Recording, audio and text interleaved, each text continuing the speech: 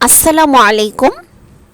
Daily spoken ইংলিশের জন্য আমরা যেই বাক্যগুলো সবসময় ব্যবহার করে থাকি সেগুলো আজকে শিখব এবং সহজ করার জন্য আমি স্ট্রাকচারের মাধ্যমে শিখাবো। তো চলুন দেখে নিই স্ট্রাকচারগুলো।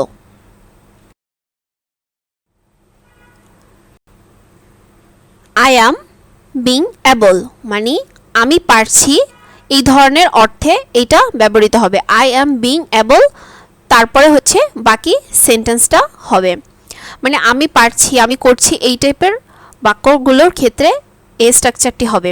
আমি ইংরেজিতে কথা বলতে পারছি। I am being able to speak English. I am being able to speak English. Say motorcycle চালাতে পারছে। He is being able to ride A motorcycle. He is being able to ride A motorcycle. পা ভাঙ্গা ছেলেটি দৌড়াতে পারছে। The boy with broken leg is being able to run. The boy with broken leg is being able to run. আমি ইংরেজিতে paragraph লিখতে পারছি। I am being able to write paragraphs in English. I am being able to write paragraphs in English. তারা football খেলতে পারছে। They are being able to play football. They are being able to play football.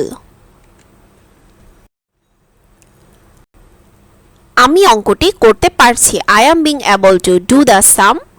I am being able to do the sum.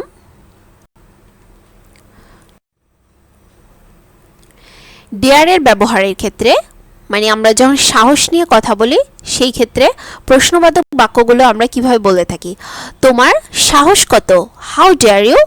How dare you? তুমি কোন সাহসে বলো? How dare you say so? How dare you say so? তুমি কোন সাহসে এটা করলে? How dare you do this. How dare you do this.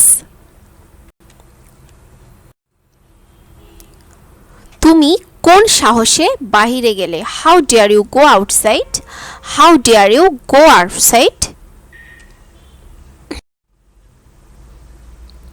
আজকে এ পর্যন্তই। এই দুটো ফর্মুলা দিয়ে আপনারা আরও বেশি এক্সাম্পল তৈরি করে প্র্যাকটিস করুন, তাহলে স্পোকেন ইংলিশের জন্য আস্তে আস্তে করে সব ধরনের বাক্যই আমরা এইভাবে স্ট্রাকচারের মাধ্যমে শিখে নিলে একদম সহজ হয়ে যাবে। তো আজকে এ পর্যন্তই। যদি ভিডিওটি ভালো লেগে থাকে তাহলে অবশ্যই লাইক করবেন এবং যদি সাবস্ক্রাইব না করে থাকেন তাহলে অবশ্যই সাবস্ক্রাইব করে দেবেন এবং পাশে থাকা বেল আইকন বাটনটি ক্লিক করে দেবেন সর্বপ্রথম ভিডিও আপডেট পেতে। আল্লাহ হাফেজ।